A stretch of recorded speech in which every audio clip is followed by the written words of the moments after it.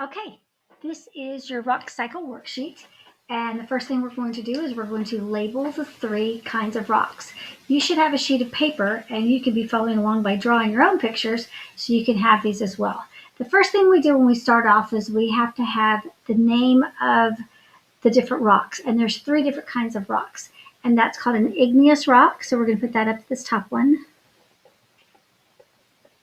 It's spelled I-G-N-E-O-U-S.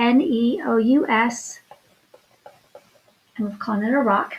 And the next one I'm going to talk about is a sedimentary rock. That's spelled S-E-D-I-M-E-N-T-A-R-Y.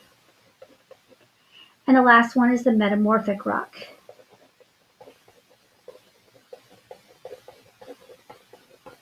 M-E-T-A-M-O-R-P-H-I-C. Now we have our 3 kinds of rocks, and they look kind of like rocks. They've got all the rocks around them to show that those are going to be the rock types. And we need to start off, anytime we look at a rock cycle, the first thing you want to find is the magma. So the magma happens to be this big old splat. We're going to start off with that one being red. And so I'm going to get my colored pencils that I happen to have. I left out bringing those. And we're going to be coloring that red. And I'm just going to give it some color just to say I am liquid rock. I'm inside the volcano. I am magma. Now, you know that magma is found in a volcano, so I'm going to actually make this kind of like a volcano, showing that I am going to be either made inside the volcano or I'm made outside the volcano. From there, we're going to be talking about the things that you will see. If you are a rock that's formed outside the volcano, we're going to be exiting the volcano. We're actually going to be thrown out of the volcano. There are going to be little pieces going out. And these little pieces are called sediment. And so I'm going to add some red over here because that's going to be some of the sediment, little tiny specks of the weathering of the rock. So these are some of the rock pieces that are flying out of the volcano. If you are exiting the volcano, you are called extrusive. If you're an extrusive rock, you are made outside a volcano. So you have to be formed outside the volcano. If you are formed in, let me draw a little rock. So we'll make this little purple guy be the rock. If that is you and you're outside the volcano, then you're called an extrusive rock. If this little purple guy was here inside the volcano, so if you're inside, you're called intrusive, and you're an intrusive rock. And you are formed inside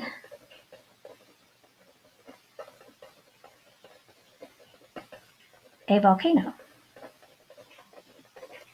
Now, if you're inside the volcano, or if you're just spitting out of the volcano, you are blistery hot. You are so hot that you're like melted, like on fire. Now, when you finally get away from the volcano, you're going to cool off and you're going to be nice and chilly away from that volcano. So this process of going away from a volcano is called cooling. So this process, and all these arrows you'll have to know. So we're going to write the word cooling. So if you're cooling, that means you're going away from the volcano. And the only rock that can be made from the exiting of a volcano is going to be an igneous rock. So that's the only answer it can be. So that's cooling down.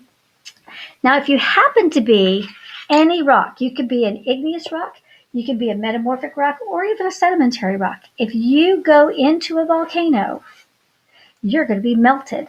So we're going to call those orange. And those, both of those, anything that points towards a volcano is going to be melted.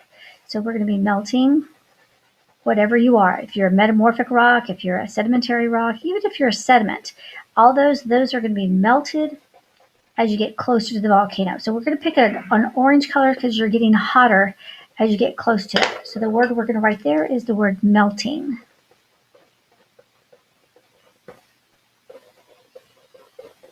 Every orange arrow will always be melting. Now there actually could be another arrow here from sedimentary going to the volcano, or even from here. It just gets kind of a little crazy, so we just kept those two over there. But just so you know, you could have more.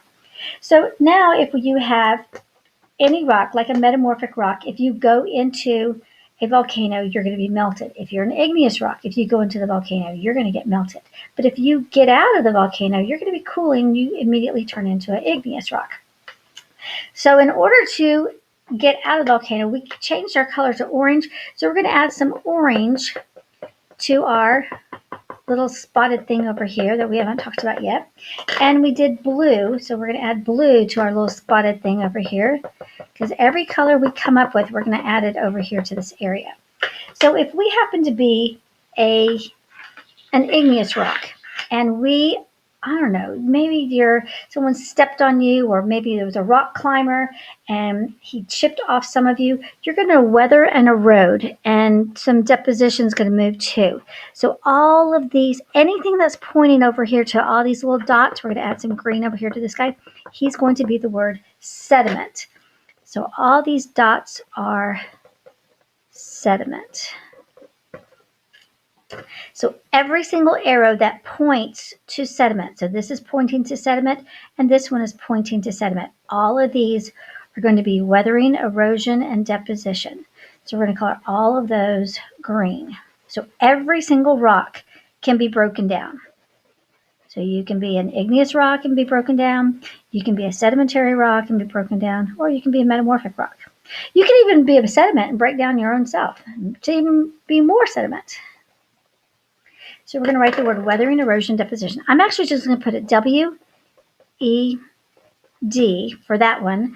I'm going to do the same thing with that one, weather, erosion, deposition. But I'm going to actually spell this one out. I'm going to put weathering, erosion, and deposition. That means you're going to deposit it somewhere else. Kind of like when y'all walk through the mud coming to school and you deposit that mud into my classroom. Oh, that was crazy. Okay, so let's say every one of these rocks breaks down. They're all going to turn into sediment. So we need to add some green. If I didn't do that, let's make sure we have some green in there. The next color we're going to use is we need to take all these little pieces of sediment and we need them to be stuck together. And that word that we're going to use is called cementing and compacting. So we're going to take a C for cementing. Oh, I was supposed to be writing it in this color. Okay, let's try that again. Cementing and compacting. The arrow is supposed to be purple. So this is moving away. So the only thing that can be made from sediment when you cement and compact it is going to be a sedimentary rock. Now, one of the silly things is if you take a C for cementing and you take another C, but your C is going that way, if you put them together, they make this S for sedimentary. So you've got your C cementing, here's your other C, but it's backwards, I know. When you hook the two together, they make the S for sedimentary rock. So that should help you remember that if you have a sediment, you're going to make a sedimentary rock through cementing, compacting, if that helps. Hopefully that helps. The next thing, we only have 2 arrows left, and that is how in the world do we get to be a metamorphic rock.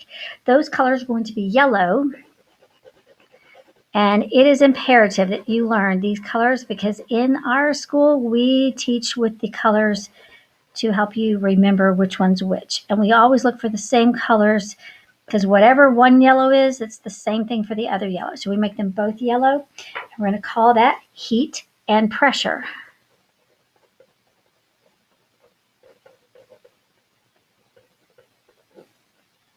And both of them are the same thing, heat and pressure. Again, if you take sediments and you add heat and pressure, you're going to be making metamorphic rock. If you have an igneous rock and you add heat and pressure, you're going to make metamorphic. Now, if you start melting, then you're going to become magma to cool off to become an igneous rock. If you're a sedimentary rock and you add heat and pressure, then you're going to become a metamorphic rock. So it matters where you're pointing to. Now, if you're a metamorphic rock, one of the cool things with that is there's something called foliated, and it means you have stripes. So if you happen to see a rock that has some stripe looking things to it, then that means it's foliated, and that makes it a metamorphic rock. So foliated